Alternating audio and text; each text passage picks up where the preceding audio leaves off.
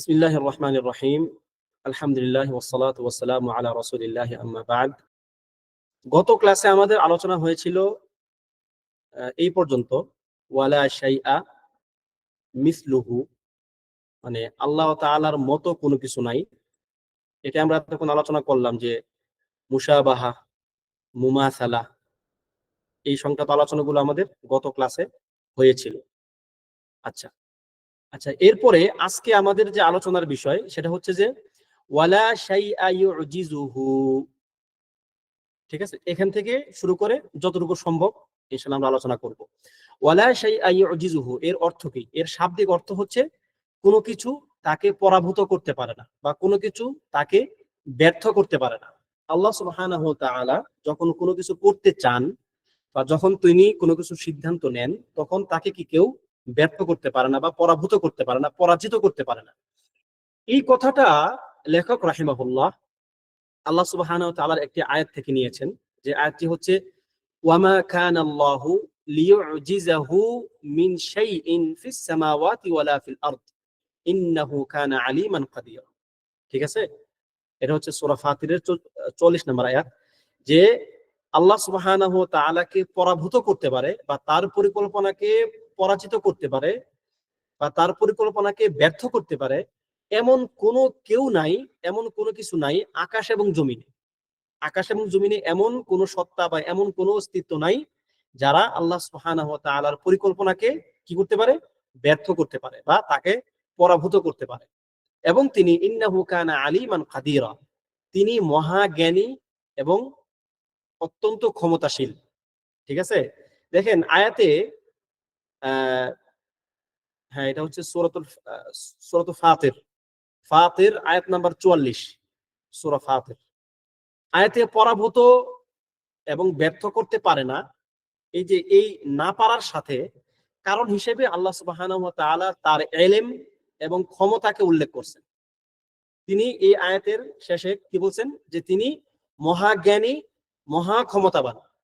কেননা ব্যর্থতা সাধারণত দুইটা কারণে হয়, সাধারণত দুইটা কারণ ব্যর্থতা। একটা কি হতে পারে, সংশ্লিষ্ট ব্যক্তি ওই বিষয়ে জ্ঞান রাখে না, জ্ঞান না রাখার কারণে সে ওই কাজে ব্যর্থ হয় অথবা পরাভূত হয়। মানে এটা হচ্ছে তার জ্ঞান না থাকার কারণে কি সে পরাভূত বা ব্যর্থ হতে পারে। দ্বিতীয় একটা হচ্ছে যে ওই ব্যক্তি হয়তো জ্ঞান রাখে, সে ওইটা জানে, কোনো একটা সংশ্লিষ্ট বিষয় সে সেটা জানে, কিন্তু তার ক্ষমতা বা সক্ষমতা না থাকার কারণে জ্ঞান থাকার পরেও সে ওই কাজে ব্যর্থ হয়। অথবা এমন হতে পারে যে কোনো ব্যক্তির জ্ঞানও নাই, সক্ষমতাও নাই, তবে সাধারণত জ্ঞান না থাকলে অথবা জ্ঞান থাকলে এবং সক্ষমতা না থাকলে মানুষকে কি কেউ ব্যর্থ করতে পারে। এই জন্য আল্লাহ সুবহানাহু ওয়া তাআলা আয়াতের শেষে বললেন যে ইন্নাহু কানা আলিমান কাদিরা, ইন্নাহু কানা আলিমান কাদিরা, তিনি মহাজ্ঞানী, অর্থাৎ জ্ঞানের দিক থেকেও কেউ তাকে ব্যর্থ করতে পারবে না। তার জ্ঞানে কোনো ঘাটতি নাই, যে ঘাটতির মানে মধ্য দিয়ে তার মধ্যে ব্যর্থতা প্রবেশ করতে পারে, অথবা তার শক্তি বা তার ক্ষমতারও কোনো ঘাটতি নাই, যে কারণে কি তিনি ব্যর্থ হতে পারেন। আমরা যেমনটা আগেও বলেছিলাম যে ওয়ালা শাইআ ইউজিজুহু, এটা হচ্ছে তাওহীদ আর রুবুবিয়্যা এর অংশ। কারণ এখানে আল্লাহ সুবহানাহু ওয়া তাআলার শক্তি, তার ক্ষমতা, তার কর্ম, এগুলো বোঝানো হয়েছে। এখন এই যে মানে উপরোক্ত যে কথাটা আমরা এখন যেটা বললাম, এই কথা থেকে মানে আহলুস সুন্নাহ ওয়াল জামাআহ একটি কায়দা গ্রহণ করেছে, একটি কায়দা। খেয়াল করবেন যে কায়দাগুলো কিন্তু আপনারা মনে রাখবেন। এগুলো যদি মনে না রাখেন তাহলে হয়তো মানে টোটাল আলোচনাটা হয়তো কি একটা কায়দার মধ্যে একটা মানে সীমাবদ্ধ। যদি আপনি একটা কায়দা, একটা মূলনীতি মনে রাখেন তাহলে আপনার টোটাল আলোচনাটাই মনে থাকবে। কায়দাটা কি? আল্লাহ সুবহানাহু ওয়া তাআলার ক্ষেত্রে যখন কোনো মানে আল্লাহ তাআলার গুণাবলী বা তার সিফাত, এই সিফাতের ক্ষেত্রে যখন নাবোধক শব্দ ব্যবহৃত হয়, অর্থাৎ নাবোধক শব্দ দিয়ে যখন আল্লাহ সুবহানাহু ওয়া তাআলার কোনো গুণ বর্ণনা করা হয়, তখন এই নাবোধকের অর্থ কি? এই নাবোধকের অর্থ মানে কোনো কিছু নাকচ করা না, শুধুমাত্র নাকচ করলেন ব্যাপারটা এমন না, বরং তার যে বিপরীত গুণ আছে, ওই নাবোধক গুণের যে বিপরীত গুণ, এই গুণটাকে ওই গুণের কামালা বা ওই গুণের পরিপূর্ণতা প্রকাশ করার জন্যও কি নাবুদক শব্দগুলো দিয়ে আল্লাহ তাআলার গুণকে প্রকাশ করা হয়। একটু জটিল হয়ে গেল, আপনাদের উদাহরণ দিলে একদম সহজে বুঝে ফেলবেন। যেমন ধরেন এখানে মানে এই লা ইউজিজুহুর সঙ্গে আমরা একটু পরে আসতেছি, আপনার বোঝার স্বার্থে বলতেছি। যেমন ধরেন আল্লাহ তাআলা বলছেন যে লা তাখুযুহু সিনাতুন ওয়ালা নাওম, লা তাখুযুহু সিনাহ ওয়ালা নাওম। আচ্ছা, কেউ কি এই পর্যন্ত ইতিহাসে বলছে যে আল্লাহ সুবহানাহু ওয়া তাআলা ঘুমান বা আল্লাহ তাআলা তাকে তন্দ্রা গ্রাস করে? না, কেউ বলে নাই। তাহলে কেন আল্লাহ সুবহানাহু ওয়া তাআলা বলবেন যে লা তাখুযুহু সিনাতুন ওয়ালা নাওম? এই যে তাকে তন্দ্রা গ্রাস করে না বা তাকে ঘুম আক্রান্ত করে না, তিনি ঘুমান না, তাকে তন্দ্রা ধরে না, আল্লাহ তাখুযুহু সিনাতুন ওয়ালা নাওম, এটা কিন্তু একটা গুণ আল্লাহ তাআলা, তবে একটা সিফাতুন সালবিয়া বা নেগেটিভ গুণ, একটা নেগেটিভ শব্দ দিয়ে প্রকাশিত একটি গুণ। এই গুণ দ্বারা উদ্দেশ্য এটা না যে আল্লাহ তাআলা আপনাকে আমাকে এইটা বোঝাতে চান না যে তিনি ঘুমান না, তাকে তন্দ্রা গ্রাস করে না, বরং এটা তো এমনিতে আছে। বরং তিনি এটা দ্বারা বোঝাতে চেয়েছেন যে তার যে বিপরীত শক্তি, যে ঘুমের যে বিপরীত শক্তি, যে পরিপূর্ণ জীবন, এই পরিপূর্ণ জীবনের প্রতি তাগিদ দেওয়ার জন্যই কিন্তু আল্লাহ তাআলা লা তাখুযুহু সিনাতুন ওয়ালা নাওম বলছেন। যেমন এই লা তাখুযুহু সিনাতুন ওয়ালা নাওম কোথায় আসছে? আয়াতুল কুরসিতে আসছে। তো তো আয়াতুল কুরসির প্রথম অংশটা কি? আল্লাহু লা ইলাহা ইল্লাহু আল হাই আল কাইয়ুম। আল হাই, তিনি চিরঞ্জীব। সুতরাং জীবনের একটা ঘাটতি হচ্ছে ঘুমানো। একজন ব্যক্তি যখন ঘুমায় তখন সে আংশিকভাবে সে মারা যায়। তাহলে এই আংশিক মারা যাওয়াটা হচ্ছে জীবন যে একটা গুণ, এই গুণের একটা ঘাটতি। আল্লাহ তাআলা লা তাখুযুহু সিনাতুন ওয়ালা নাওম দিয়ে এটা বোঝাচ্ছেন যে তার হায়াত পরিপূর্ণ। অর্থাৎ এখানে ঘুমকে নাকচ করা না যতটুকু উদ্দেশ্য, তার চেয়ে বেশি উদ্দেশ্য হচ্ছে তার যে বিপরীত গুণ, এই বিপরীত গুণটাকে শক্তিশালী করা। যেমন ধরেন আল্লাহ তাআলা বলছেন ওয়ামা মাসসানা মিন লুগুব, সূরা কফের মধ্যে আসছে আয়াতটা, যে মূলনীতিটা আবার একটু বললে ভালো হয়। এটা হচ্ছে নাবোধক শব্দ দিয়ে আল্লাহ সুবহানাহু ওয়া তাআলা তার যেই গুণাবলীগুলো উল্লেখ করেন, এই নাবোধক শব্দের অর্থ কোনো কিছুকে নাকচ করা নয়, বরং বিপরীত গুণকে শক্তিশালী করা বা বিপরীত গুণকে পরিপূর্ণতা দেওয়া বা বিপরীত গুণের পরিপূর্ণতা বর্ণনা করা। যেমন বললাম যে ঘুম হচ্ছে জীবনের একটা ঘাটতি। জীবনের কি একটা ঘাটতি হচ্ছে ঘুম। যে ব্যক্তি ঘুমায় সে আংশিক মারা যায়। সুতরাং সে ঘুমাইলো মানে সে আংশিক মারা গেল। তো আল্লাহ তাআলার ক্ষেত্রে তিনি ঘুমান না, এটা তার একটা গুণ। এই গুণ দ্বারা তিনি ঘুমান না এটা বুঝাইতে চান নাই, বা এটা বুঝাইতে চাইলেও এটা তার মূল উদ্দেশ্য না। মূল উদ্দেশ্যটা কি? যে তার যে হায়াতের যে গুণ, ওই হায়াতের গুণটাকে শক্তিশালী করা। যে তার ওই হায়াতের গুণটা এমন একটা গুণ, যেই গুণের সঙ্গে ঘুম নামক মানে নাকস বা ঘাটতিগুলো আসতে পারে না।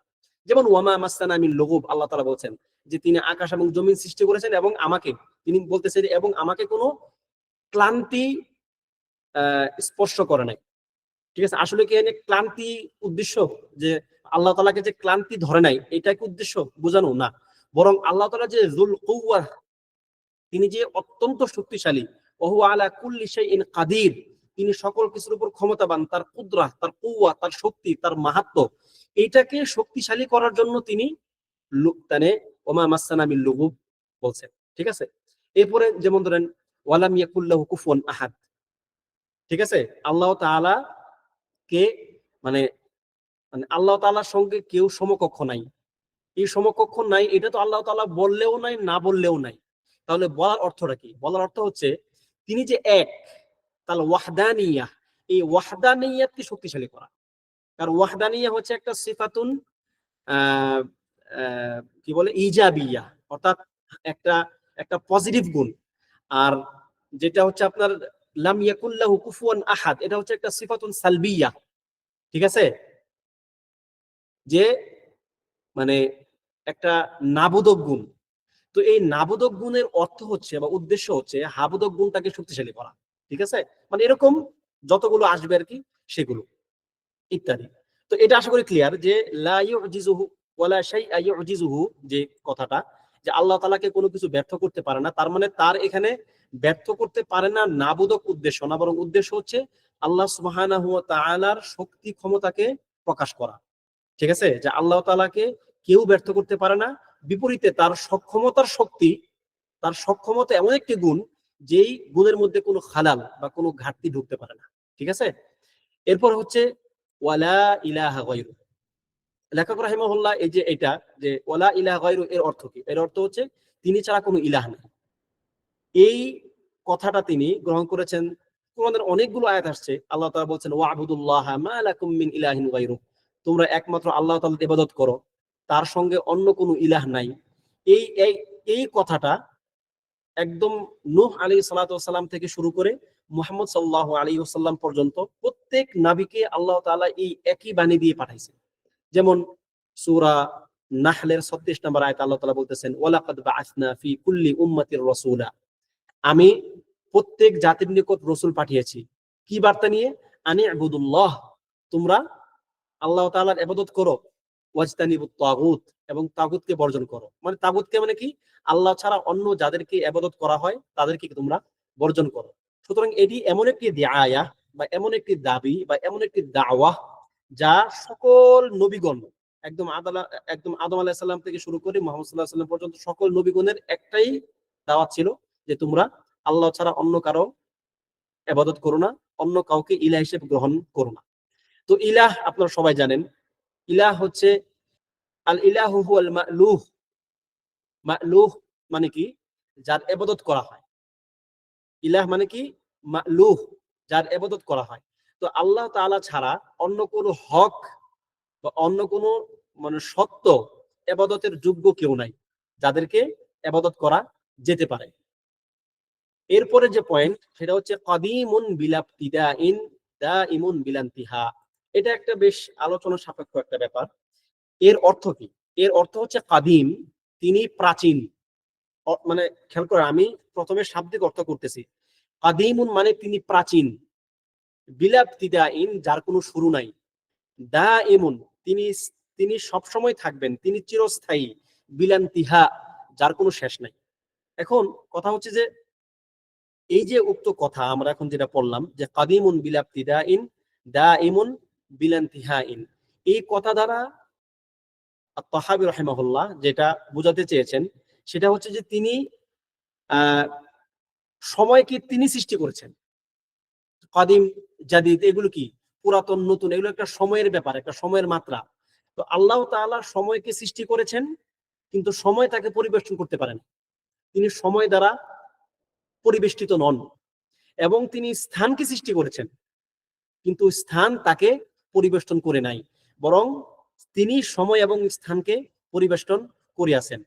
যদিও ধরেন যে এই যে কাদিম, এই যে কাদিম, এই পরিভাষাগুলো এই পরিভাষাগুলো হচ্ছে মুতাকাল্লিমিনদের পরিভাষা, যারা দর্শন শাস্ত্র চর্চা করে, যারা যুক্তিবিদ্যা চর্চা করতো আর কি, মানে ইলমুল কালাম যারা চর্চা করে, তাদের একটা পরিভাষা হচ্ছে এই কাদিম। এই শব্দটা আহলুস সুন্নাহ ওয়াল জামাআর ক্ষেত্রে আমরা কখনোই এই পরিভাষা ব্যবহার করি না। আপনি কোরআন সুন্নাতেও এই পরিভাষা পাবেন না, বরং এই পরিভাষাগুলো দর্শন শাস্ত্র থেকে ইসলামের মধ্যে প্রবেশ করছে। এবং যারা মুতাকাল্লিমিন, মুসলিমদের মধ্যে যারা মুতাকাল্লিমিন নিজেদেরকে দাবি করে, তারা মূলত এই শব্দের চর্চা করে। এটা আহলুস সুন্নাহ জামাআর কোনো পরিভাষা না। এবং ইমাম তাহাবী রাহিমাহুল্লাহ এই ক্ষেত্রে আসলে তাদের এই পরিভাষাটাকে তিনি কোনো এক কারণে নিয়ে আসছেন। তো এক্ষেত্রে আমরা বলবো যে তিনি মূলত তাদের একটা পরিভাষা ব্যবহার করেছেন, যদিও তার উদ্দেশ্য তাদের মতো না বা তারা যেটা বুঝায় সেরকম উদ্দেশ্য না, বরং আমরা মুলতাজিম থাকবো আহলুস সুন্নাহ ওয়াল জামাআর যে পরিভাষা, যেটা আল্লাহ নবী সাল্লাল্লাহু আলাইহি সাল্লাম আমাদেরকে জানিয়েছেন মানে হাদিসের মাধ্যমে। যেমন আল্লাহুম্মা আনতাল আউয়াল, হে আল্লাহ আপনি প্রথম। আউয়াল কুরআন এবং হাদিসে কি আসছে? আল আউয়াল, কাদিম নাই কোথাও। আল আউয়াল, আপনি প্রথম। ফালাইসা ক্বাবলাকা শাই, আপনার পূর্বে কোনো কিছু নাই। ওয়া আনতাল আখির, আপনি শেষ। আপনি মানে আপনার পরে আর কোনো কিছু নাই। ফালাইসা বা'দাকা শাই, আপনার পরে কোনো কিছু নাই। আচ্ছা, এখন ক্লিয়ার হলো যে আহলুস সুন্নাহ ওয়াল জামাআর যে পরিভাষাগত মানহাজ, এই মানহাজ হচ্ছে তারা কোরআন এবং সুন্নাহর বাহিরে পরিভাষা তারা নেন না। কেন? কারণ এটা নিরাপদ। কারণ আপনার পরিভাষা থেকে অন্য কেউ ভুল বুঝতে পারে, কিন্তু আপনি যদি কোরআন থেকে বা সুন্নাহ থেকে পরিভাষা নেন, তাহলে সেখান থেকে ভুল বুঝার কোনো সম্ভাবনা থাকে না, বিদআত হওয়ার কোনো সম্ভাবনা থাকে না। ঠিক আছে? তো এই ক্ষেত্রে আমরা মানে এটুকু ক্লিয়ার হলাম যে আমরা পরিভাষা গ্রহণ করার ক্ষেত্রে অবশ্যই কোরআন সুন্নাহর যে পরিভাষাগুলো আছে আল আউয়াল, ঠিক আছে, দাইম, এই দাইম না বলে আমরা বলবো কি আল আখির, তিনি শেষ। ঠিক আছে? আমরা ওই মুতাকাল্লিমিনদের পরিভাষাগুলো আমরা ব্যবহার করব না। কেন করব না? এই কাদিম শব্দটার সমস্যাটা কোথায়? ধরেন এখন মানে আমরা হয়তো এখন আমাদের সামনে কাদিম শব্দটা আসছে, আমরা কাদিম শব্দের একটা বিশ্লেষণ করতে পারবো, কিন্তু এরকম অনেক অনেক শব্দ থাকতে পারে যা আমরা এখন জানতেছি না। এই জন্য আপনাকে একটা জিনিস মাথায় রাখতে হবে, একটা মূলনীতি, যে আমরা সকল মানে কোরআন সুন্নাহর বাহিরের পরিভাষাগুলোই পরিত্যাগ করব, যাতে করে আমাকে কোনো নিকাশ বা আলোচনায় ঢুকতেই না হয়। এখন যেহেতু কাদিম নিয়ে আলোচনা হচ্ছে, আমরা কাদিম নিয়ে আলোচনা করি যে কাদিমের সমস্যাটা কোথায়। ভাষাগত দিক থেকে কাদিমের একটা সমস্যা আছে। কাদিম বা প্রাচীন, পুরাতন এই শব্দ দ্বারা তার চেয়েও কোনো প্রাচীন কোনো কিছু থাকাকে নাকচ করে না। কাদিম প্রাচীন তার মানে কি, কাদ ইয়াকুনু আকদাম মিনহু, তার চেয়ে প্রাচীন কোনো কিছু থাকতে পারে। ভাষাগত দিক থেকে আমরা ভাষার দিক থেকে যখন বলি কাদিম, তার মানে তার চেয়েও কাদিম কিছু কি থাকার সম্ভাবনাকে আমরা নাকচ করে দিই না। তো আপনি যখন আল্লাহ তাআলার ক্ষেত্রে এমন একটা শব্দ ব্যবহার করবেন যে শব্দটার মধ্যে নাকস বা যেই শব্দের মধ্যে ঘাটতি আছে, তখন একটা সমস্যা তৈরি হবে। হয়তো আপনার উদ্দেশ্য ভালো, ঠিক আছে, ইমাম তাহাবী রাহিমাহুল্লাহ এখানে কিন্তু কাদিম দ্বারা এমন কোন সত্তাকে বুঝান নাই যার পূর্বে কোনো সত্তা থাকতে পারে, বরং তিনি এই যে বিলাবতিদাইন, যার কোনো শুরু নাই, এই কথা দ্বারা মূলত তিনি আল আউয়ালকেই বুঝিয়েছেন। কিন্তু আমরা কেন কাদিম পরিত্যাগ করব? কারণ কাদিম শব্দ এমন একটা শব্দ যেই শব্দের ভাষাগত দিক থেকে তার চেয়েও কাদিম কোনো কিছু থাকার সম্ভাবনা থেকে যায়। বিপরীতে আপনি দেখেন আল আউয়াল, প্রথম, এই প্রথমের আগে তো কোনো কিছুই নাই, ভাষাগত দিক থেকেও তো কোনো কিছু নাই। আপনি যখন বলবেন যে সে প্রথম, তার মানে কি তার আগে কোনো কিছু আছে? জিরো, শূন্য, তার আগে কি সবকিছু শূন্য। কিন্তু কাদিম বললে, পুরাতন বললে, প্রাচীন বললে তার চেয়েও প্রাচীন কোনো কিছু থাকার সম্ভাবনা থেকে যায়।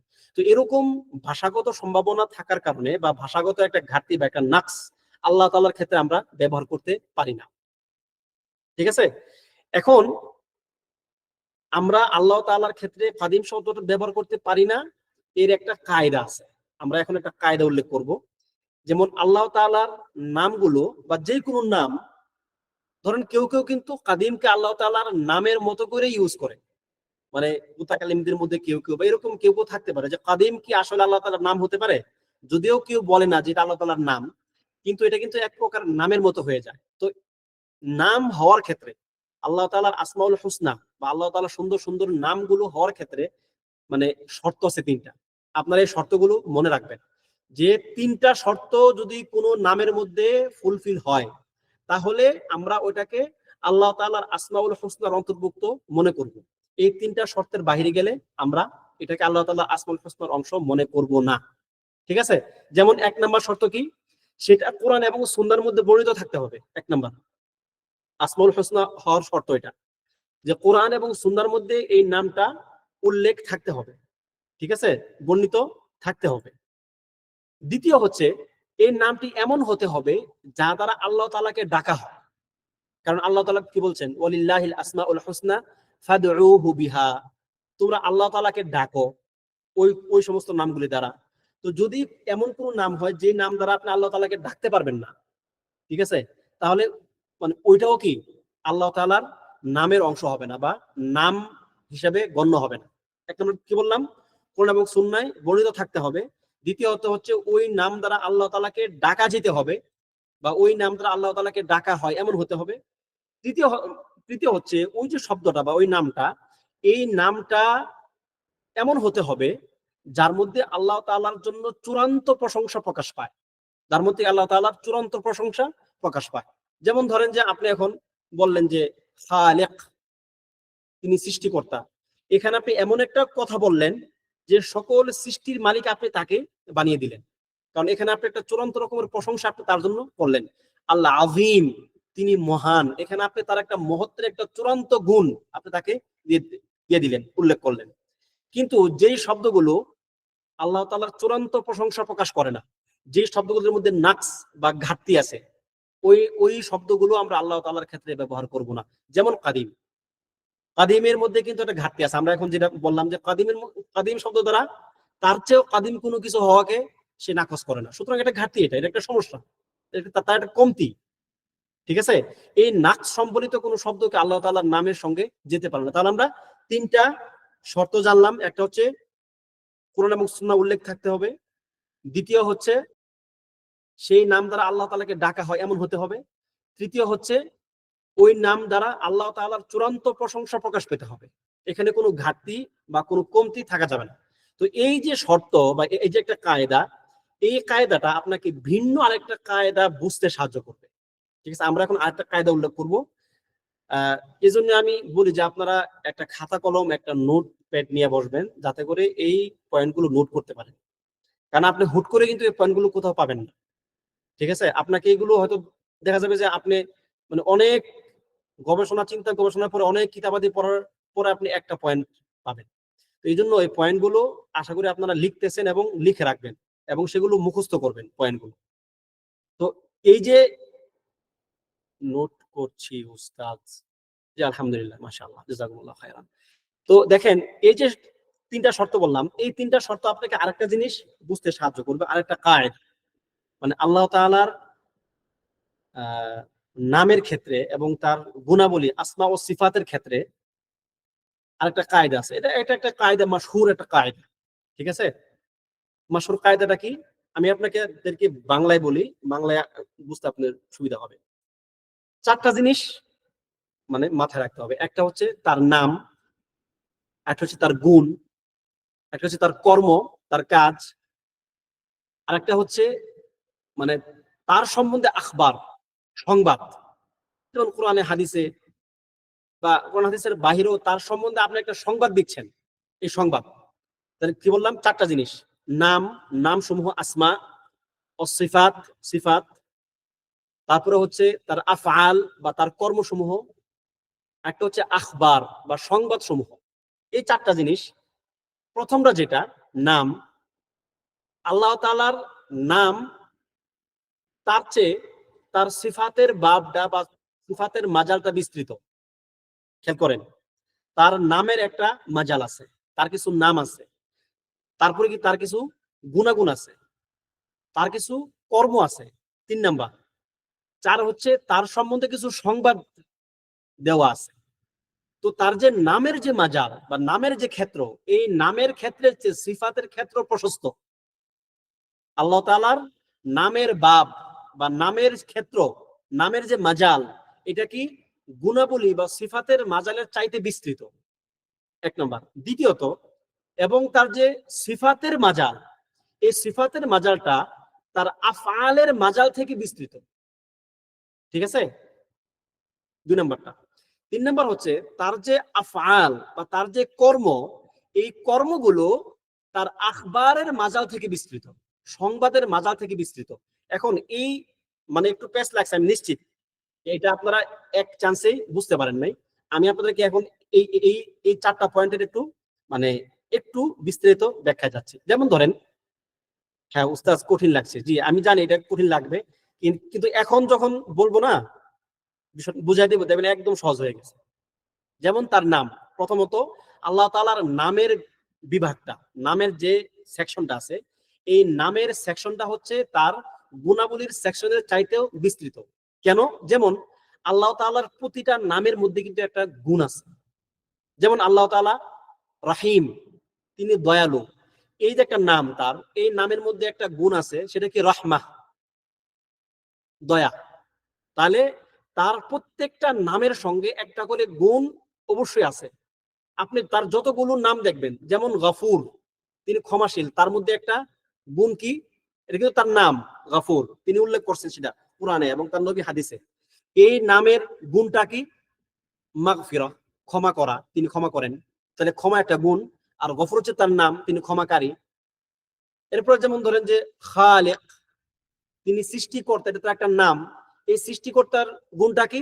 খালক, সৃষ্টি করা। তার মানে হচ্ছে তার প্রত্যেকটা নামের ক্ষেত্রেই একটা করে গুণ আছে। ঠিক আছে, কিন্তু তার প্রত্যেকটা গুণের বিপরীতে তার নাম নাই। আপনি আল্লাহ তাআলাকে যে সমস্ত গুণাবলীতে গুণান্বিত করতে পারেন, কোরআন হাদিসে যতগুলো তার গুণাগুণ বর্ণিত হয়েছে, গুণাগুণ, এই প্রত্যেকটা গুণের বিপরীতে তার নাম নাই, কিন্তু প্রত্যেকটা নামের বিপরীতে তার একটা গুণ আছে। তাহলে কোনটা সংকীর্ণ, কোনটা প্রশস্ত? সংকীর্ণ হচ্ছে ইসিম, আসমা উল হুসনা, তার নাম সমূহ সীমাবদ্ধ, মানে সংকীর্ণ এর মাজালটা। গুণাবলীর মাজালটা একটু বিস্তৃত।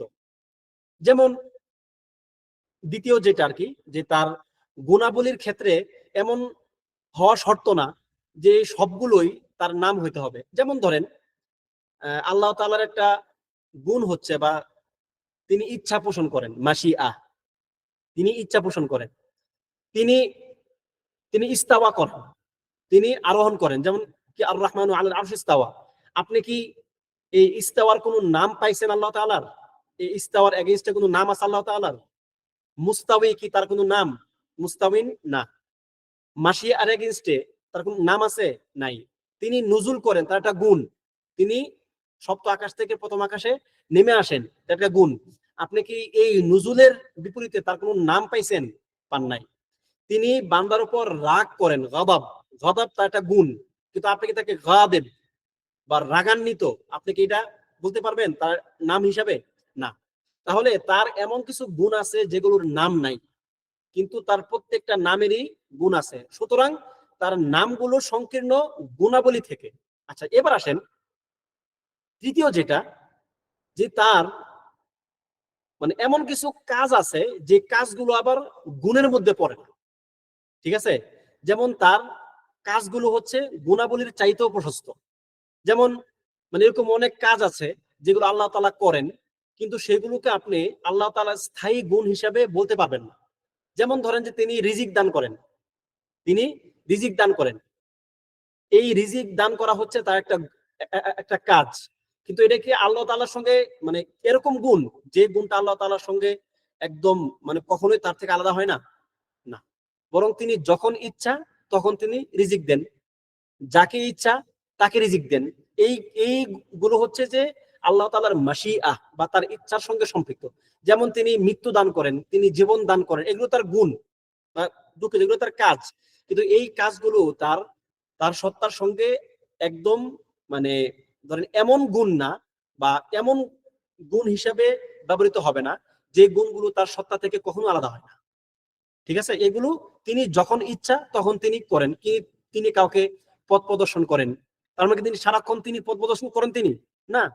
যখন ইচ্ছা যাকে ইচ্ছা তিনি পথ প্রদর্শন করেন, যখন ইচ্ছা যাকে ইচ্ছা তিনি পথভ্রষ্ট করেন, যখন ইচ্ছা যাকে ইচ্ছা তিনি তার রিজিক বাড়িয়ে দেন, যখন ইচ্ছা যাকে ইচ্ছা তার রিজিক তিনি কমিয়ে দেন। তাহলে এটা হচ্ছে তার ইচ্ছার সঙ্গে সম্পৃক্ত।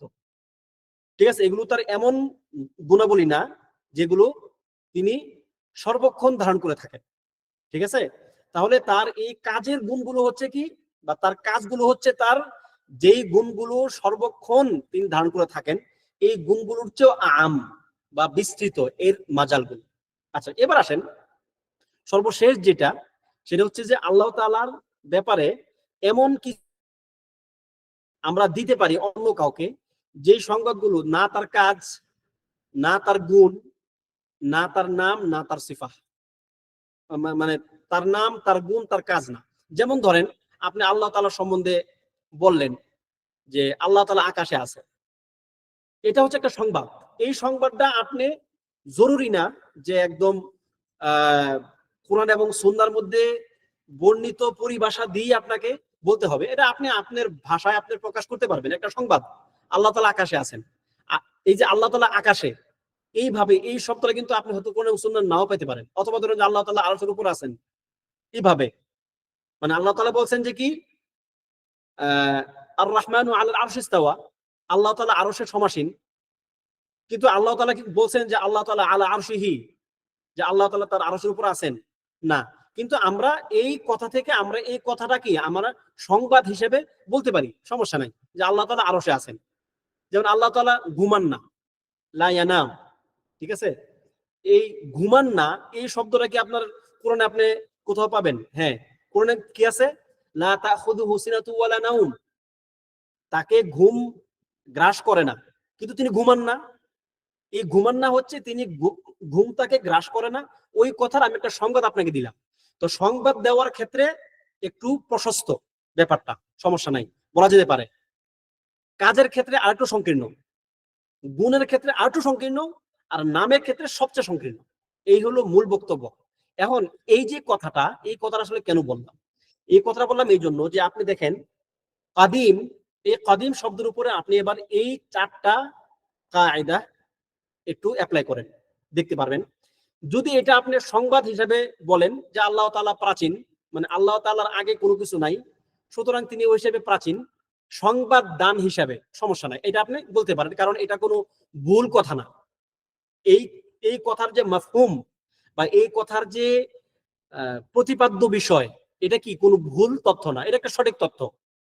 তো আকবার হিসাবে, খবর হিসাবে সেটা আপনি বলতে পারেন, কিন্তু এটা কি আল্লাহ তাআলার কোনো কাজ? না, কোনো কাজ না। যদি আপনি এটাকে আল্লাহ তাআলার গুণ বলতে চান, গুণ, তাহলে আপনাকে দলিল লাগবে, কারণ গুণ এবং আসমার ক্ষেত্রে আরো বেশি দলিল লাগবে, কারণ আসমা হচ্ছে আরো সংকীর্ণ। তো কাদিম যে আল্লাহ তাআলার একটা গুণ, এই গুণ কি আপনি কোরআন এবং সুন্নাহয় কোথাও পেয়েছেন? পান নাই। কাদিম যে আল্লাহ তাআলার একটা নাম, তার মানে ইসম মিন আসমাইল্লাহ তাআলা, সেটাকে আপনি কোথাও পেয়েছেন? পান নাই। সুতরাং এই শব্দটাকে সংবাদ দান হিসাবে বলা যেতে পারে, তার গুণ হিসাবে বা তার নাম হিসাবে বলা যেতে পারে না। কারণ গুণ এবং নাম হওয়ার জন্য ওই যে বললাম শর্ত, 3টা শর্ত। 1 নম্বর হচ্ছে যে সেটা কোরআন সুন্নাহয় থাকতে হবে, দ্বিতীয় হচ্ছে সেটা দ্বারা আল্লাহ তাআলাকে ডাকতে হবে, তৃতীয় হচ্ছে ওইটা দ্বারা আল্লাহ তাআলার চূড়ান্ত প্রশংসা প্রকাশ পেতে হবে। সুতরাং এই 3টা যেহেতু উল্লেখ নাই, বা এই 3টা যেহেতু কাদিম শব্দের মধ্যে নাই, সুতরাং সেটা নাম হতে পারে না বা গুণ হতে পারে না। কিন্তু খাবার বা সংবাদ হিসেবে আপনি কাউকে বলতে পারেন যে আল্লাহ তাআলা কাদিম, মানে আল্লাহ তাআলার সঙ্গে মানে মানে তার আগে কোনো কিছু নাই। আপনি এভাবে ব্যাখ্যা বিশ্লেষণ করে আপনি এটা সংবাদ হিসাবে বলতে পারেন, কিন্তু গুণ হিসাবে না বা নাম হিসাবে না। এই হলো মূল কথা। তাহলে আপনি মানে মানে এই যে একটা 4টা কায়দা, এই 4টা কায়দাকে আপনি এক কথায় নিয়ে আসেন এবার সহজ হওয়ার জন্য। সেটা কি? সেটাকে আপনি একটু বিপরীত করে দেন, ঠিক আছে? বিপরীত করলেই দেখবেন যে ব্যাপারটা আরেকটু সহজ হয়ে গেছে এবং আরেকটু সংক্ষিপ্ত হয়ে গেছে। সেটা কি? যে সব খবরই আল্লাহ তাআলার কাজ নয়। সব খবর বা সব আখবার, সংবাদ আল্লাহ তাআলার কাজ নয়।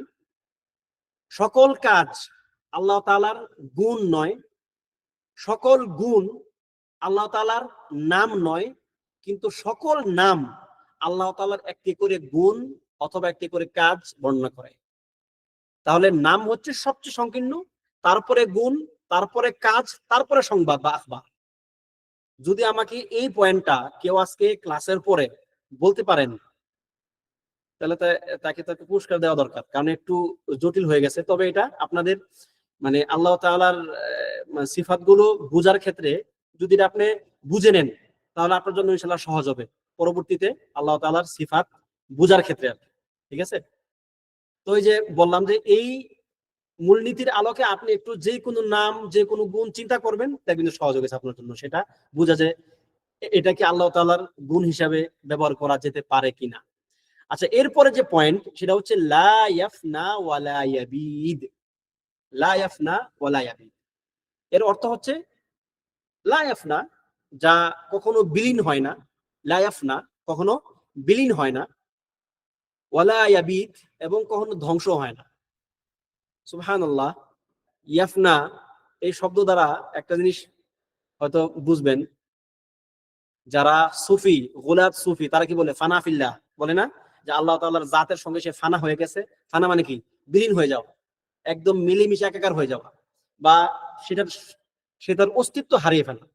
ফানা ফিল্লাহ মানে তারা বুঝায় যে আমি মুরাকাবাহ এবং হচ্ছে রিয়াবাহ, তারপর হচ্ছে ইবাদাহ, এগুলো করতে করতে করতে করতে এমন এক পর্যায়ে চলে গেছি যখন আমার কোনো অস্তিত্ব আর নাই। আমার অস্তিত্ব আল্লাহ তাআলার অস্তিত্বের সঙ্গে বিলীন হয়ে গেছে, মিশে গেছে। মাআদাল্লাহ। এত জঘন্য একটা আকীদা, এত জঘন্য একটা আকীদা। এই আকীদার প্রেক্ষিতে কিন্তু ওই যে মনসুর হাল্লাজের যে ঘটনা, মনসুর হাল্লাজ কি বলছিল? আনাল হক, আমি হক। সে কেন হক বলছিল? সে ভাবতেছিল যে আমি তো আল্লাহর সঙ্গে মিলে গেছি এখন। যদিও এই ঘটনার অনেক ব্যাখ্যা আছে, অনেক রকম কথা বলেন, ব্যাখ্যা করেন। তার নিয়ত কি সেটা আমরা জানি না। হদ কায়েম হবে বান্দার বাহ্যিক আচরণের উপরে, তার উপর হদ কায়েম হয়েছিল যে সে মুরতাদ হয়ে গেছে, তাকে হত্যা করা হয়েছিল। ঠিক আছে, তাহলে সে কি নিয়ত করছে সেটা যদি সে ভালো নিয়ত করে, সে আল্লাহর সঙ্গে গিয়ে সেটা সে বুঝবে। কিন্তু বাহ্যিক বিবেচনায় এই কথা যে বলবে সে মুমিন থাকবে না, সে কাফের হয়ে যাবে, তার উপর রিদ্দার হুকুম লাগানো হবে। কেউ যদি এই কথা বলে যে ফানা ফিল্লার যে যে মাসআলা, এই মাসআলায় কেউ যদি সত্যিকার অর্থে এই কথাটা যদি সে মুখে বলে বা বিশ্বাস করে। তো যাই হোক, এটা একটা প্রাসঙ্গিক কথা হিসেবে আসলো যে ফানা লা ইয়াফনা, আল্লাহ তাআলা বিলীন হন না, ওয়ালা ইয়াবিদ, এবং তিনি কখনো ধ্বংস হবেন না। তার মানে তার কোনো ধ্বংস নাই, তিনি কি মানে তিনি বিলীন হন না। এটা হচ্ছে মানে তার পরিপূর্ণ হায়াতের একটা এবং তার স্থায়িত্বের একটা নিদর্শন। তার হায়াত যে পরিপূর্ণ, যে তিনি কখনোই বিলীন হবেন না, তিনি কখনোই ধ্বংস হবেন না, এটা হচ্ছে কি তার পরিপূর্ণ হায়াতের একটা নিদর্শন, এবং তার যে পরিপূর্ণ স্থায়িত্ব তার একটা নিদর্শন। যেমন এটার আপনি অনেকগুলো আয়াত পাবেন কোরআনে, যেমন সূরা আর রহমানের 26-27 নম্বর আয়াতে আসছে যে কুল্লু মান আলাইহা ফান, এই দুনিয়াতে যা কিছু আছে সকল কিছুই ধ্বংসশীল, ওয়ায়াবকা, শুধুমাত্র রয়ে যাবে কি, ওয়ায়াবকা ওয়াজহু রাব্বিকা, তোমার রবের সত্তা।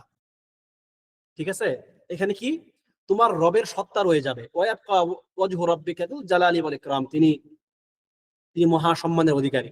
তাহলে আল্লাহ তাআলার সত্তা ছাড়া সকল কিছুই ধ্বংসশীল, বা সকল কিছুর উপরে কি ফানা আসবে। ফানা মানে কি, সে তার অস্তিত্ব হারিয়ে ফেলবে, সে বিলীন হয়ে যাবে। তারপরে সূরা আল কাসাসের 88 নম্বর আয়াতে আসছে যে কুল্লু শাইইন হালিকুন ইল্লা ওয়াজহা, সকল কিছুই ধ্বংস হবে একমাত্র তার সত্তা ছাড়া। এরপরে সূরা বাকারার এই যে আয়াতুল কুরসির মধ্যে আসছে যে আল্লাহু লা ইলাহা ইল্লা হুয়াল হাইয়ুল কাইয়ুম, মানে উপরোক্ত কথাটা দ্বারা মূলত কি উদ্দেশ্য, যে তিনি হাই, তিনি চিরঞ্জীব, আল কাইয়ুম, তিনি চিরস্থায়ী, তাকে ঘুম গ্রাস করে না, তাকে তন্দ্রা গ্রাস করে না।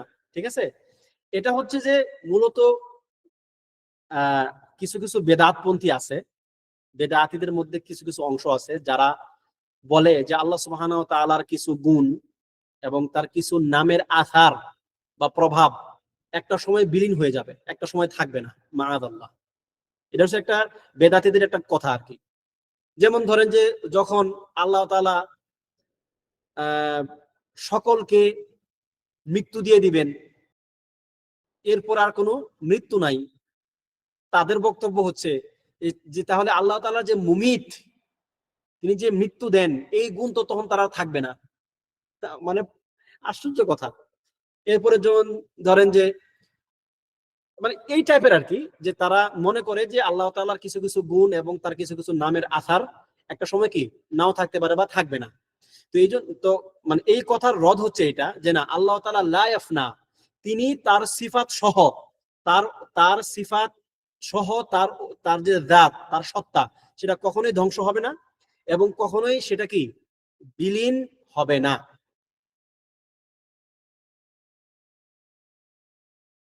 হ্যাঁ, আশা করি এবার দেখতেছেন। আচ্ছা, এরপরে হচ্ছে যে ওয়ালা ইয়াকুনু ইল্লা মা ইউরিদ, এবং তিনি যা চান তা ছাড়া কোনো কিছুই হয় না। এই ব্যাপারে অনেক দলিল আপনি কোরআনে পাবেন। যেমন আল্লাহ তাআলা বলছেন কোরআনের মধ্যে সূরা আল ইনসানের 30 নম্বর আয়াতে, ওয়ামা তাশাউনা ইল্লা আইয়াশা আল্লাহ, তোমরা চাইতেই পারো না একমাত্র আল্লাহ তাআলা যা চান তা ছাড়া।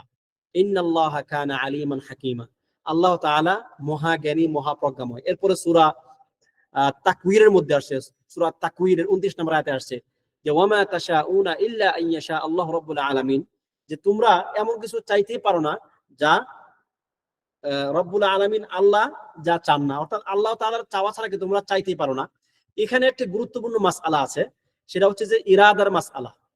এখানে ওয়ালা ইয়াকুনু ইল্লা মা ইউরিদ, এই যে শব্দটা মা ইউরিদ, এখানে শব্দ হচ্ছে ইরাদা, আল্লাহ তাআলার ইচ্ছা। এখানে লেখক রাহিমাহুল্লাহ মূলত বোঝাতে চেয়েছেন আল ইরাদাহ আল কাউনিয়াহ, অথবা যেটা হচ্ছে আল মাশিআ।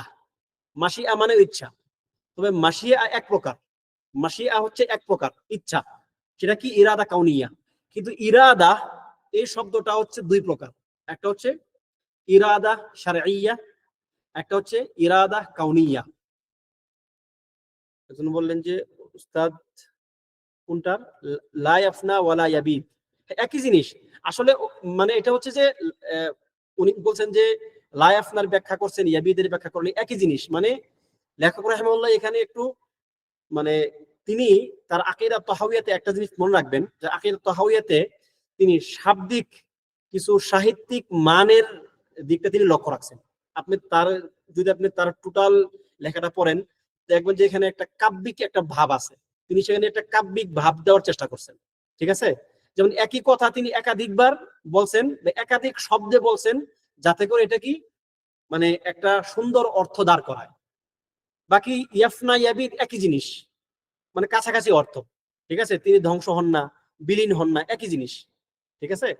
আচ্ছা, এরপরে ছিল যে তার ইরাদা দুই প্রকার, ইরাদা শারঈয়া, ইরাদা কাউনিয়া। ইরাদা শারঈয়া কি? এটা হচ্ছে শারঈ ইরাদা, শরীয়তগত ইরাদা বা তার ইচ্ছা।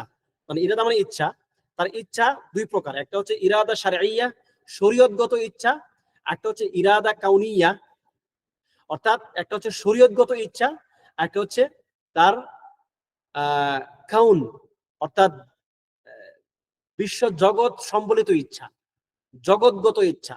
ঠিক আছে। আচ্ছা, যেমন ধরেন ইরাদা শারঈয়া কি জিনিস? ইরাদা শারঈয়া হচ্ছে আল্লাহ সুবহানাহু ওয়া তাআলা আপনাকে শরীয়তের যতগুলো নির্দেশনা দিয়েছেন, যে আল্লাহ তাআলা চান যে আপনি সালাত পড়েন, আপনি ঈমান আনেন, আপনি যাকাত দেন, আপনি হজ করেন, আপনি সিয়াম পালন করেন, এবং তিনি এটা চান না যে আপনি শিরিক করেন, আপনি কুফর করেন, আপনি মন্দ কাজগুলো করেন। এগুলো কি শরীয়ত, শরীয়তের যত হুকুম আহকাম আছে, বিধিবিধান আছে, যে করো এই কাজগুলো করো এবং এই কাজগুলো করবা না, এরকম বিধিনিষেধ গুলো হচ্ছে আল্লাহ তাআলার ইরাদা শারঈয়া। অর্থাৎ আল্লাহ তাআলা এগুলো চান বান্দা করুক এবং কিছু জিনিস বান্দা না করুক। ঠিক আছে। এই ইরাদা শারঈয়া সম্পৃক্ত হচ্ছে আল্লাহ তাআলার সন্তুষ্টি অসন্তুষ্টির উপর, যে আল্লাহ তাআলা সন্তুষ্ট হন, এই কাজগুলো করলে তিনি সন্তুষ্ট হন। এখানে ইরাদা মানে কি, যে তিনি এই কাজগুলো করলে সন্তুষ্ট হন, কিন্তু বান্দাকে তিনি এই কাজগুলো করতে বাধ্য করেন না। বান্দাকে তিনি তার একটা লেভেল পর্যন্ত তিনি তাকে স্বাধীন ইচ্ছা শক্তির উপর ছেড়ে দেন, যে সে আমার এই নির্দেশ মানতেও পারে, নাও মানতে পারে। যদি মানে পুরস্কার, না মানলে তিরস্কার বা শাস্তি। ঠিক আছে, এটা হচ্ছে তার ইরাদা শারঈয়া। একটা হচ্ছে তার ইরাদা কাউনিয়া বা তার জগৎগত ইচ্ছা। তিনি সৃষ্টিগত দিক থেকে তিনি যে ইচ্ছাগুলো পোষণ করেন, এগুলো অবশ্যই অবশ্যই পতিত হবে। অর্থাৎ তিনি তিনি যখন কোনো কিছু সৃষ্টি করতে চাবেন, যেমন ধরেন যে তিনি সৃষ্টি করেন, ধ্বংস করেন, তারপরে কাউকে দান করেন, কারো থেকে ছিনিয়ে নেন, তারপরে কাউকে বিপদগ্রস্ত করেন, কাউকে বিপদ, সৃষ্টিগত ইচ্ছা, যে তিনি এগুলো সৃষ্টি করেছেন, তার ইচ্ছার সঙ্গে এবং তার সক্ষমতার সঙ্গে সম্পৃক্ত এগুলো। যে তিনি যখন চাইবেন যে কোনো কিছু তিনি সৃষ্টি করবেন, তখন সেটা আর কেউ এটাকে সৃষ্টি করা থেকে তাকে বিরত রাখতে পারবে না। তিনি যখন চাইবেন তিনি কাউকে বিপদে ফেলবেন, এই চাওয়াটা কেউ তাকে বাধা দিতে পারবে না। ওই লোক বা ওই সৃষ্টি বিপদে পড়বেই।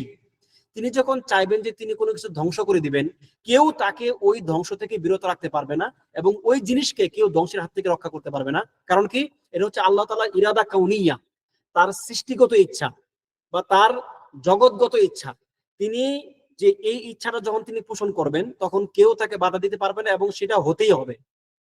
তাহলে আমরা দুইটা ইচ্ছা সম্বন্ধে জানলাম, একটা হচ্ছে ইরাদা শারঈয়া, এটা হচ্ছে তার সন্তুষ্টির সঙ্গে সম্পৃক্ত, তিনি বান্দাকে এটা স্বাধীনতা দিয়ে দিয়েছেন যে বান্দা করলে আমি সন্তুষ্ট, না করলে আমি সন্তুষ্ট। একটা হচ্ছে ইরাদা কাউনিয়া, তিনি কি মানে তার জগৎগত ইচ্ছা, যেটা তিনি যখন চাইবেন তখন সেটা হবেই, সেটা সৃষ্টি ধ্বংস এই সম্বলিত ইচ্ছা। ঠিক আছে। তাহলে দুই ইচ্ছার মধ্যে পার্থক্য হলো এখানে। তো ইরাদা যেটা কাউনিয়া, ওইটা হচ্ছে মাশিআ, যেটা এখানে লেখক উল্লেখ করছেন যে ওয়ালা ইয়াকুনু ইল্লা মা ইউরিদ, তিনি যা চান তা ছাড়া কোনো কিছু হবে না। তাহলে এটা কোন ইচ্ছা? এটা হচ্ছে ইরাদা কাউনিয়া বা মাশিআ। কারণ এই ইচ্ছা দ্বারা যদি তিনি ইরাদা শারঈয়া উল্লেখ করতেন, লেখক যদি এটা উদ্দেশ্য করতেন, তার মানে হচ্ছে যে আল্লাহ তাআলা চান নামাজ পড়তে, মানে বান্দা নামাজ পড়ুক, আল্লাহ তাআলা চান যে বান্দা ঈমান আনুক, তাহলে কোনো বান্দার পক্ষে বেঈমান থাকা সম্ভব ছিল না। কিন্তু আসলে তো আছে নাকি নাই? অবশ্যই আছে। মানুষ তো অনেক বেঈমান আছে। আল্লাহ তাআলা বলছেন যে ওয়ালা ইয়ারদা লিইবাদিহিল কুফর, আল্লাহ তাআলা বান্দার জন্য কুফরি মেনে নেন না। এই যে তিনি মেনে নেন না মানে কি? যে তিনি সন্তুষ্ট না। তিনি যদি চাইতেন তার ইরাদা কাউনিয়ার মাধ্যমে বা তার ইরাদা কাউনিয়ার অধীনে তিনি যদি চাইতেন যে সকল মানুষ ঈমান আনতে হবে, তাহলে মানুষ বাধ্য, তাকে ঈমান আনতেই হবে। সে ঈমান না নিয়ে থাকতেই পারত না। তিনি যদি চাইতেন যে সকল মানুষ কাফের হতে হবে তার ইরাদা কাউনিয়ার আলোকে, তাহলে মানুষকে কাফের হতেই হতো, সে মুমিন হতে পারতই না। কিন্তু কাফের মুমিন হওয়ার শরীয়তের মাসালাগুলো তিনি তার ইরাদা শারঈয়ার মধ্যে রেখেছেন, যে তিনি চেয়েছেন যেটা হোক, অর্থাৎ তিনি ভালোবেসেছেন, তিনি পছন্দ করেছেন। বান্দা করলে ভালো, না করলে বান্দার ক্ষতি, কিন্তু এটা তার ইরাদা কাউনিয়া না। এখানে হচ্ছে ওয়ালা ইয়াকুনু ইল্লা মা ইউরিদ, তিনি যা চান তা ছাড়া কোনো কিছু হতে পারে না। ঠিক আছে, এটা হলো মূলত যারা কাদেরিয়া, মুতাজিলাদের মধ্যে যারা কাদেরিয়া, তাদের কথার বা তাদের বিরুদ্ধে একটা রদ হচ্ছে এই কথা। তারা কি বলে? তারা কিন্তু বান্দাকে এমন ইরাদা দিয়ে দেয় যে বান্দা, যেমন আল্লাহ তাআলা চেয়েছেন বান্দা ঈমান আনুক, আল্লাহ তাআলা চেয়েছেন বান্দা তার আনুগত্য করুক, আল্লাহ তাআলা চেয়েছেন বান্দা কুফরি না করুক, কিন্তু বান্দা আল্লাহ তাআলার ইচ্ছার বাহিরে গিয়ে সে ঈমান আনলো না, সে কুফরি করলো, সে আল্লাহ তাআলার অবাধ্য হলো। তার মানে আল্লাহ তাআলার ইচ্ছা বান্দার উপর কার্যকর না, বরং বান্দা তার ইচ্ছা নিজে তৈরি করে। বান্দা তার কর্ম, বান্দা হচ্ছে তার কর্মের স্রষ্টা, মাআযাল্লাহ। তাদের কথা অনুযায়ী কি বান্দা তার কর্মের স্রষ্টা, বান্দা যা ইচ্ছা তা করতে পারে। আল্লাহ তাআলা তার উপর যে ইচ্ছা পোষণ করে সেটা কি বান্দার উপর কার্যকর না। দেখেন, তারা কিন্তু এই ইরাদাকে দুইটা ভাগে ভাগ করে না বিধায় তারা এই পথভ্রষ্ট হল। যদি তারা ভাগটা জানতো যে এই যে মানে আল্লাহ তাআলা ঈমান আনা, মানে তিনি চান যে বান্দা ঈমান আনুক, তবুও বান্দা ঈমান আনে না, তিনি চান বান্দা কুফরি না করুক, তবুও বান্দা কুফরি করে, এটা হচ্ছে তার ইরাদা শারঈয়া। যদি তারা এই জিনিসটা বুঝতে পারতো, তারা যদি আল্লাহ তাআলার ইরাদাকে শুধুমাত্র ইরাদা কাউনিয়ার মধ্যে সীমাবদ্ধ না রাখতো, তাহলে কিন্তু তারা এই পথভ্রষ্ট হয়তো হতো না। তখন তাদের কাছে ব্যাপারটা স্পষ্ট হয়ে যেত যে আল্লাহ তাআলা ইরাদা দুইটা, একটা হতেও পারে নাও হতে পারে, একটা ইরাদা হচ্ছে কি এটা বাস্তবায়ন হতেও পারে নাও হতে পারে, একটা ইরাদা হচ্ছে কি সেটা বাস্তবায়ন হতেই হবে। তো তারা মনে করে যে আল্লাহ তাআলার সকল ইরাদাগুলো এরকম যে বাস্তবায়ন হতেই হবে, সুতরাং বান্দা যেহেতু আল্লাহ তাআলার ইরাদার বাইরে গিয়ে কিছু করতে পারতেছে, তার মানে বান্দা আল্লাহ তাআলার ইচ্ছার বাহিরে। ঠিক আছে, তো এটা হলো তাদের ভ্রান্তির একটা জায়গা। এবং এই যে এই কথাটা ওয়ালা ইয়াকুনু ইল্লা মা ইউরিদ, তাদের ওই ভ্রান্ত আকীদার একটা রদ বা একটা জবাব। তো আশা করি এই ব্যাপারটা মোটামুটি ক্লিয়ার। তো আমরা এখন আর পরবর্তী অধ্যায়ে না যাই, কারণ এইটা যে লা তাবলুগুল আওহাম ওয়ালা তুদরিকুল আফহাম, এটা একটা ভিন্ন একটা সাবজেক্ট এবং বেশ লম্বা সময় নিয়ে নিবে। তো আমরা আজকে এতটুকুর মধ্যে সীমাবদ্ধ থাকলাম ইনশাআল্লাহ। আচ্ছা, তাহলে আমরা মূলত আজকে যে ৩-৪টা বিষয় আলোচনা করলাম সেটা হচ্ছে লা ইউজিজুহু, লা শাইআ ইউজিজুহু, তাকে কোনো কিছু ব্যর্থ করতে পারে না। তো এটা হচ্ছে আল্লাহ তাআলার রুবুবিয়াতের সঙ্গে সম্পৃক্ত। ঠিক আছে, এবং ওয়ালা ইলাহা গায়রুহু, তার তিনি ছাড়া কোনো ইলাহ নাই। এবং হচ্ছে এরপরের শব্দটা কি, লা ইয়াফনা ওয়ালা ইয়াবিদ, তিনি ধ্বংস হন না এবং বিলীন হন না, দুঃখিত, কদিমুন বিলা ইবতিদাইন, তিনি প্রাচীন, তার কথায় আর কি, লেখকের কথায়, কিন্তু আমরা বলবো আউয়াল, তিনি আউয়াল, তার কোনো শুরু নাই। দাইমুন বিলা ইনতিহা, এবং তিনি স্থায়ী সত্তা, যার কোনো শেষ নাই। লা ইয়াফনা ওয়ালা ইয়াবিদ, তিনি বিলীন হন না এবং ধ্বংস হন না। ওয়ালা ইয়াকুনু ইল্লা মা ইউরিদ, এবং তিনি যা চান তা ছাড়া কোনো কিছু সংঘটিত হয় না। অর্থাৎ এটা কি তার ইরাদা কাউনিয়া। ঠিক আছে, তো এই পর্যন্ত আমরা আজকে আলোচনা করেছি। সুবহানাকাল্লাহুম্মা ওয়া বিহামদিকা আশহাদু আল্লা ইলাহা ইল্লা আনতা আস্তাগফিরুকা ওয়া আতুবু ইলাইক।